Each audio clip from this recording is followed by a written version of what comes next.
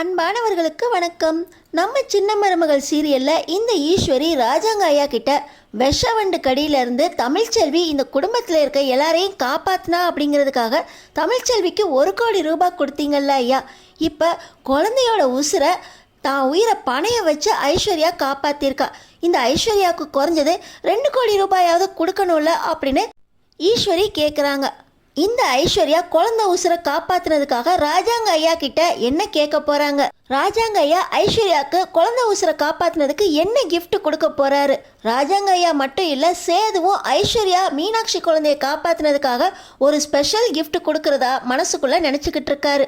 இந்த ஐஸ்வர்யா நம்ம தமிழ்ச்செல்வியோட மீனாட்சி குழந்தைய காப்பாத்தினதுக்காக இந்த சேது ஐஸ்வர்யா சந்தோஷப்படுற மாதிரி நம்ம தமிழ்ச்செல்வி ஐஸ்வர்யாவை காப்பாற்றினதுக்காக இந்த கிஃப்ட் கொடுக்கும்போது தமிழ்ச்செல்வியையும் கூப்பிட்டு வச்சு அவங்களுக்கும் ஒரு கிஃப்ட் கொடுக்குறாரு.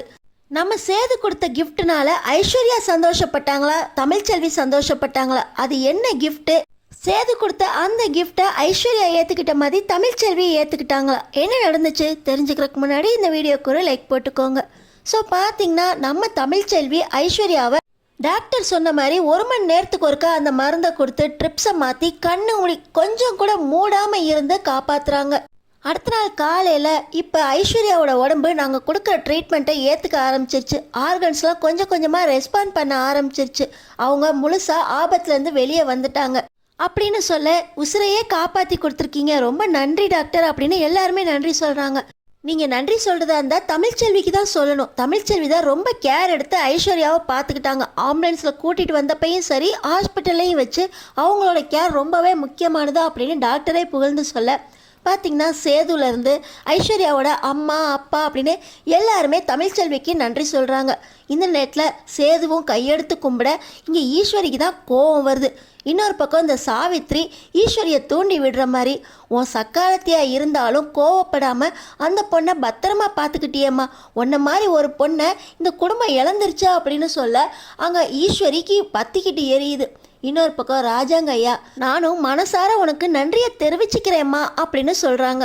நம்ம சேது ஐஸ்வர்யாவை வார்டுக்கு மாற்றினதுக்கப்புறம் கூடவே இருந்து இட்லியெல்லாம் ஊட்டி விட்டு ஐஸ்வர்யா குழந்தைய காப்பாற்றினதையே நினச்சி பார்த்துக்கிட்டு இருக்காரு. ஐஸ்வர்யாவும் கண்ணு முழிச்சதுக்கப்புறம் எல்லார்ட்டையும் பேசுனதோட இல்லாமல் தமிழ்ச்செல்வி கிட்ட தனியாக, நீங்கள் மட்டும் இல்லைன்னா ஆம்புலன்ஸில் வந்தப்பையும் சரி ஹாஸ்பிட்டல்லையும் சரி ரொம்ப கேர் எடுத்து என்னை பார்த்துக்கிட்டீங்கன்னு சொன்னாங்க, அதனால ரொம்ப நன்றி அப்படின்னு சொல்ல, இன்னொரு பக்கம் அப்பத்தாவும் ஒரு குழந்தை உசுரை காப்பாற்றுறதுக்கும் நல்ல மனசு வேணும், நீ ரொம்ப நல்லா இருக்கணும் அப்படின்னு வாழ்த்துறாங்க. பார்த்தீங்கன்னா ஹாஸ்பிட்டலில் வச்ச மீனாட்சியும் அழகரையும் நம்ம சேதுவும் தமிழும் மாற்றிக்கிறாங்க. இப்போ வீட்டுக்கு வந்துடுறாங்க. குழந்தை உசுரை சரியான நேரத்தில் காப்பாற்றுறதுக்காக அந்த சாமியே ஒன்று அவங்க அமுச்சு வச்சிருக்குமா அப்படின்னு சொல்லி ஐஸ்வர்யாவை பாராட்டுறாங்க. ஆனால் கேப்பில் கெடா வெட்டுற மாதிரி இந்த ஈஸ்வரி ராஜாங்க ஐயா கிட்ட, ஐயா விஷவண்டு கடியிலேருந்து குடும்பத்தையே காப்பாற்றினதுக்காக தமிழ்ச்செல்விக்கு 1,00,00,000 கொடுத்தீங்க. இப்போ ஐஸ்வர்யா தான் உசுரை பெருசுப்படுத்தாமல் குழந்தைங்க உசுரையே காப்பாற்றிருக்கா, அவளுக்கு குறைஞ்சது ஒரு 2,00,00,000 கொடுக்கறதுக்கு தகுல அப்படின்னு சொல்லி கேட்குறாங்க. ராஜாங்க ஐயாவும் யோசிக்கிறாரு. யோசிச்சுட்டு, நீ சொல்ல ஐஸ்வர்யா, குழந்தை உசுரை காப்பாற்றுறதுக்காக உனக்கு என்ன வேணும்னு கேளு, அதை நான் செஞ்சு கொடுப்பேன் அப்படின்னு சொல்லி கேள்றாரு. ஆனால் ஐஸ்வர்யா, குழந்தை உசுரை காப்பாற்றுறதுக்காக சரியான நேரத்தில் சாமியே அனுப்பி வச்சதா சொன்னீங்க, ஆனால் இப்போ எதையாவது கொடுத்து நீங்கள் எதுவும் செஞ்சிடாதீங்க. சேது மாமா நான் குழந்தைங்க மேலே பாசமாக இல்லை அப்படின்னு நினச்சிக்கிட்டு இருந்தார். ஆனால் சேது மாமாவுக்கு எப்படி அழகரும் மீனாட்சியும் குழந்தையோ, எனக்கும் அவங்க குழந்தைங்க தான். எனக்கு அவங்க மேலே இருக்க பாசத்தை காட்டுறதுக்கு இது ஒரு வாய்ப்பை சாமி கொடுத்ததா நான் நினச்சிக்கிட்டு இருக்கேன். குழந்தைய காப்பாற்றினதில் என் உசுறு போயிருந்தா கூட குழந்தைய காப்பாற்றினதுக்காக என் உசுறு போயிடுச்சு, ரொம்ப பாசமாக இருந்தா குழந்தை மேலே அப்படிங்கிற நல்ல பேரோட போயிருப்பேன் சந்தோஷமாக. குழந்தைய காப்பாற்றினதுக்காக இவ இறந்து போயிட்டா அப்படின்னு என் பேரும் நல்லா நிலச்சிருந்துருக்கும். ஆனால் நான் உயிர் பொழைச்சிட்டேன், இந்த பாசம் என் மேலே இருக்கா அப்படின்னு புரிஞ்சுக்கிட்டாலே போதும் அப்படின்னு இந்த ஐஸ்வர்யா சொன்னதை கேட்டு சேது மனசு இலகி போயிடுறாரு. இப்போ ஐஸ்வர்யாவை தான் தோளில் சாய்ச்சி ஐஸ்வர்யா மேலே இருக்க பாசத்தை சேது வெளிப்படுத்த ஆரம்பிச்சிட்டாரு. இந்த ஐஸ்வர்யா எனக்கு எந்த கிஃப்ட்டும் வேண்டாம் அப்படின்னு ராஜாங்க ஐயா கிட்ட சொன்னாலும் ராஜாங்க ஐயா ஐஸ்வர்யாவுக்கு ஏதாவது பண்ணணும் அப்படின்னு நினைக்கிறாரு. ராஜாங்க ஐயா நம்ம சேது கிட்ட, இப்போ அது வேண்டான்னு சொல்லியிருக்கலாம்ப்பா, ஆனால் ஐஸ்வர்யா கிட்ட நீ கேட்டு என்ன வேணும் ஏது வேணும் அப்படின்னு சந்தோஷமாக செஞ்சு வை அப்படின்னு சேது கிட்ட சொல்கிறாரு ராஜாங்க ஐயா. நம்ம சேதுவும் ஐஸ்வர்யா மேலே இருக்கிற பாசத்தினால அவள் உடம்பு குணமாகட்டும், அவள்கிட்ட நான் கேட்குறேன் மெதுவா அப்படின்னு சொல்லி ராஜாங்கையாவுக்கு வாக்கு கொடுக்குறாரு. தன்னோட குழந்தைங்கள தான் குழந்தைங்களா நினச்சி ஐஸ்வர்யா இவ்வளோ பாசம் காட்டுறாளே, இவளுக்கு கண்டிப்பாக ஏதாவது செய்யணும், என்ன செய்யலாம் அப்படின்னு அவர் யோசிக்கிறதோடு இல்லாமல் ஐஸ்வர்யா கிட்டேயும் கேட்குறாரு. மாமா, உங்கள் மனசில் எனக்கு ஒரு இடம் கிடைச்சா போதும். எனக்கு உங்களை சின்ன வயசுலேருந்தே ரொம்பவே பிடிக்கும் மாமா. நான் உங்களை தான் கல்யாணம் பண்ணிக்கணும்னு நினச்சேன். ஆனால் அந்த ஆசை இப்போ தான் நிறைவேறியிருக்கு. கல்யாணம் ஆனால் கூட நீங்கள் என்ன கண்டுக்காமல் இருந்ததுனால உங்களை விட்டு பிரிஞ்சிடலான்னு கூட நான் ஒரு லெட்டர்லாம் எழுதி வச்சேன். அன்னைக்கு தான் இந்த மாதிரி அசம்பாவிதம்லாம் நடந்து போச்சு. இதோ அந்த லெட்டர் மாமா. நான் அந்த மணிக்கே திரும்பி போயிடலான்னு தான் நினச்சேன். அந்த மணிக்கே போயிருந்தா இப்படி குழந்தைய காப்பாற்றுற பாக்கியம் எனக்கு கிடைச்சிருக்காதுல்ல. உங்கள் மனசில் இப்போ நான் இடம் பிடிச்சிட்டேன்னு நினைக்கிறேன். உங்கள் குழந்தைங்க மேலே எனக்கு பாசம் இருக்கா அப்படின்னு உங்களுக்கு நம்பிக்கை வந்துருச்சுல மாமா. எனக்கு அந்த நம்பிக்கையே போதும் மாமா. நீங்கள் என் மேலே அன்பு காட்டினா அதுவே எனக்கு அவ்வளோ சந்தோஷத்தை கொடுக்குது மாமா. என்றைக்குமே உங்கள் தோளில் சார்ந்து சந்தோஷமாக இருக்கணும்னு நினைக்கிறேன் மாமா அப்படின்னு இந்த ஐஸ்வர்யா பேசுகிறாங்க. இன்னொரு பக்கம் பார்த்திங்கன்னா இந்த ஈஸ்வரியும் சித்ராவும், என்னம்மா இந்த ஐஸ்வர்யா, ராஜாங்க அங்கிளே அவங்க ஒரு 2 கோடி ரூபாய் கொடுக்கறக்கு தயாராக இருந்தாங்க.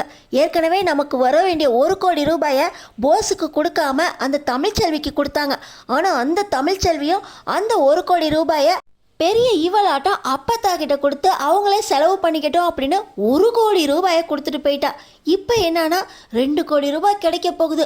1 கோடி ரூபாவை போஸுக்கு கிடைக்காம போனாலும் பரவாயில்ல, இப்போ 2 கோடி கிடைக்க போகுது அப்படின்னு சரியான நேரத்தில் நீ கேட்டதை நினச்சி ரொம்ப சந்தோஷப்பட்டுட்டு இருந்தேன். அதையும் இந்த ஐஸ்வர்யா வேண்டான்னு சொல்லிட்டாலே, நம்ம எண்ணத்தில் மண்ணை வாரி போட்டுட்டாமா அப்படின்னு இந்த சித்ரா சொல்லிக்கிட்டு இருக்காங்க. இருக்கட்டும், நம்மளோட சேர்ந்து இவ பண்ண தப்பெல்லாம் இவ மறந்துட்டான்னு நினைக்கிறேன். கண்டிப்பாக இவ சேது மனசில் இடம் பிடிச்சா போதும், சொத்தை எல்லாமே ஐஸ்வர்யாவை வச்சு நம்ம எழுதி வாங்கிடலாம். இப்போ 2 கோடி ரூபாய் போனால் என்ன, பல கோடி ரூபாவை நம்ம திரும்ப வாங்கிடலாம். கொஞ்சம் பொறுமையாக தான் இருக்கணும்னு நினைக்கிறேன். ஐஸ்வர்யாவுக்கு மனசு மாறிக்கிட்டே இருக்குது. அவளை மாற விடக்கூடாது. பழைய மாதிரி நம்மளோட சேர்த்துக்கிட்டு நம்ம சொல்கிறதெல்லாம் கேட்குற மாதிரி செய்யணும் அப்படின்னு இந்த ஈஸ்வரியும் சித்ராவும் மறுபடியும் திட்டம் போட ஆரம்பிச்சிட்டாங்க. இன்னொரு பக்கம் பார்த்தீங்கன்னா இந்த சாவித்திரியும் தாமரையும் எங்கே கேப்பில் கெடா வெட்டி 2 கோடி ரூபாயை அடிச்சுட்டு போயிடுவாங்களோன்னு பார்த்தேன். இந்த ஐஸ்வர்யா மட்டும் 2 கோடி ரூபாய் வேணும்னு கேட்டிருந்தா இவளை சும்மாவே விட்டுருக்க மாட்டேன். ஏதோ அவள் வேணான்னு சொல்லிட்டா. இவன் உண்மையிலேயே நல்லவளாமா அப்படின்னு இந்த தாமரை கேட்குறாங்க. இவங்க இதுக்கு பின்னாடி கூட ஏதாவது திட்டம் வச்சுருப்பாங்கடி. எப்படி தான் சேதுவை திட்டம் போட்டு கல்யாணம் பண்ணாங்களோ தெரியல. இப்போ அடுத்தடுத்து இவங்க பக்கமே எல்லா கோலும் விழுந்துக்கிட்டே இருக்குது. நம்ம கொஞ்சம் பொறுமையாக தான் இருக்கணும். எதுவுமே நடக்காமல் நம்ம தான் பார்த்துக்கணும் அப்படின்னு இந்த சாவித்திரியும் தாமரையும் பேசிக்கிட்டு இருக்காங்க. இன்னொரு பக்கம் ஐஸ்வர்யா கொஞ்சம் கொஞ்சமாக குணமானதுனால நம்ம சேது பார்த்திங்கன்னா மீனாட்சி குழந்தையை காப்பாற்றினதுக்காக ஐஸ்வர்யாவுக்கு சந்தோஷப்படுத்தணும், ஐஸ்வர்யாவுக்கு கிஃப்ட் கொடுக்கணும் அப்படின்னு சொல்லி ஐஸ்வர்யாவுக்காக தானே ஷாப்பிங் போய் நகை புடவை அப்படின்னு நிறைய வாங்கிட்டு வராரு ஐஸ்வர்யா கிட்ட. ஐஸ்வர்யா, இன்னைக்கு இதெல்லாம் போட்டுட்டு நீ ரெடி ஆயிரு, உன்னை நான் வெளியே கூட்டு போகிறேன் அப்படின்னு சொல்கிறாரு. ஐஸ்வர்யா, மாமா என் பிறந்த நாளைக்கு ஈஸ்வரி ஆண்டி வாங்கி கொடுத்த கிஃப்டை நீங்கள் வாங்கி கொடுத்ததா சொல்லி ஏமாற்றி நீங்கள் பிறந்தநாள் கிஃப்ட்டு கொடுத்ததா சொன்னீங்களே, அந்த மாதிரி எதுவும் இல்லையே. இது நீங்களே எனக்காக வாங்கிட்டு வந்துட்டீங்களா மாமா? எனக்காக நீங்கள் ஒரு 100 ரூபாய்க்கு புடவை எடுத்து கொடுத்தா கூட போதும் மாமா, நான் சந்தோஷப்படுவேன்.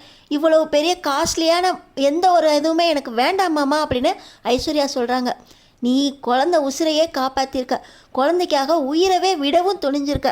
உனக்காக நான் எதுவும் செய்ய மாட்டேன் ஐஸு. இந்த புடவையும் நகையும் உனக்காக நானே பார்த்து வாங்கிட்டு வந்தேன் ஐஸு.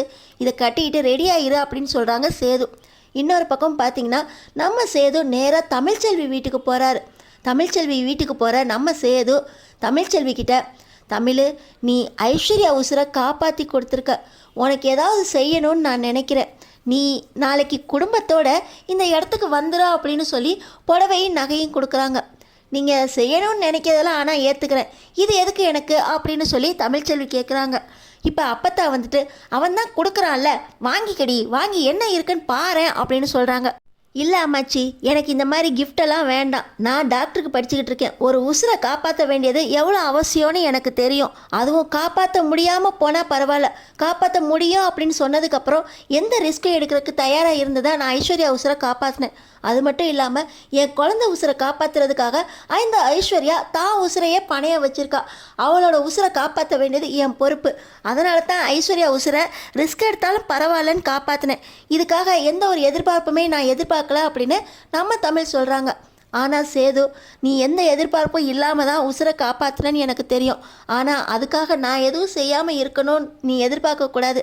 நான் ஏதாவது செய்யணும்னு நினச்சா அதை நீ ஏற்றுக்கணும். இதில் எந்த ஒரு பின்னோக்கமும் கிடையாது அப்படின்னு சொல்லி இந்த சேது சொல்ல, அங்கே என்ன தான் இருக்கா அப்படின்னு சொல்லி அம்மாச்சி வாங்கி பார்க்குறாங்க. அதில் பார்த்தீங்கன்னா ஐஸ்வர்யாவுக்கு வாங்கி கொடுத்த அதே புடவை நகை அதே மாதிரியே தமிழ்ச்செல்விக்கும் வாங்கி கொடுத்துருக்காரு. அதோட சேர்த்து குழந்தைங்களுக்கும் வாங்கி கொடுத்து நாளைக்கு வந்துடுங்க அப்படின்னு தமிழ்ச்செல்வியை கூப்பிட்றாரு. நம்ம தமிழ்ச்செல்வி இதெல்லாம் எனக்கு வேண்டாம் அப்படின்னு சொன்னாலும் அம்மாச்சி கட்டாயப்படுத்தி சேதுக்கிட்டேருந்து அந்த புடவை நகைகளை வாங்கிக்கிறாங்க. அப்பத்தா, தமிழ்ச்செல்விக்கு மட்டும் இல்லை, இந்த வீட்டில் இருக்க எல்லாருக்குமே நான் ட்ரெஸ் எடுத்துகிட்டு வந்திருக்கேன். நாளைக்கு எல்லாருமே இந்த இடத்துக்கு வந்துடுங்க, எல்லாருமே கண்டிப்பாக வரணும் அப்படின்னு சொல்லி சேது சொல்கிறார். நீ போடா, எல்லாரையும் நான் கூட்டிகிட்டு வரேன் அப்படின்னு சொல்லி அப்பத்தா பார்த்திங்கன்னா எல்லாருக்கும் சேது வாங்கிட்டு வந்த எல்லாத்தையுமே வாங்கிக்கிறாங்க. ஏன் அப்பத்தா, எனக்கு விருப்பம் இல்லாமல் நீங்கள் வாங்குறீங்க அப்படின்னு தமிழ்ச்செல்வி சொன்னால் கூட நீ வாங்கிக்கணும்டி, நீ செஞ்சதுக்கு தானே கொடுக்குறான் அப்படின்னு சொல்லி அப்பத்தா தமிழ்ச்செல்வியை சமாளிச்சிடுறாங்க. அடுத்த நாள் பார்த்திங்கன்னா ஐஸ்வர்யா சேது சொன்ன மாதிரியே அவர் வாங்கி கொடுத்த புடவை நகை எல்லாத்தையும் போட்டுட்டு ரெடியாக வந்துடுறாங்க.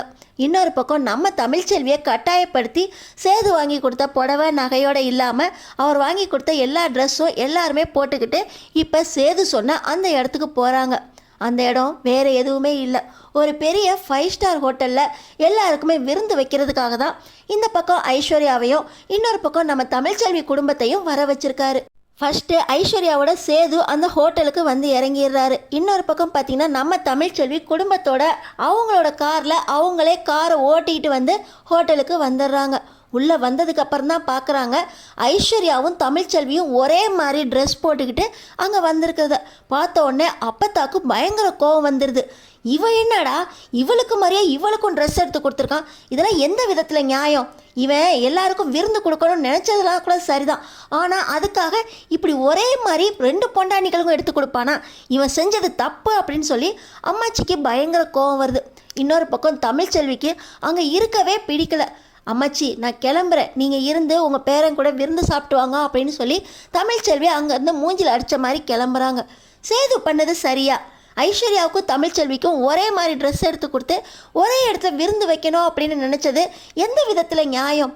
ஐஸ்வர்யா இப்போ வேணால் ரொம்ப நல்ல பொண்டாட்டியாக நடந்துக்கலாம், நல்ல அம்மா மாதிரி குழந்தைங்களுக்கும் நடந்துக்கலாம். ஆனால் இதுக்கு முன்னாடி சேதுவை கல்யாணம் பண்ணுறதுக்காக ஈஸ்வரி சித்ராவோட சேர்ந்துக்கிட்டு என்னென்ன மொல்ல மாதிரித்தனம்லாம் பண்ணாங்க.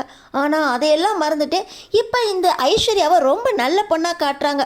நம்ம தமிழ்ச்செல்விக்கு சமமாக சேது பார்த்திங்கன்னா ஐஸ்வர்யாவுக்கும் ஒரே மாதிரி ட்ரெஸ் எடுத்து கொடுத்துருக்காரு.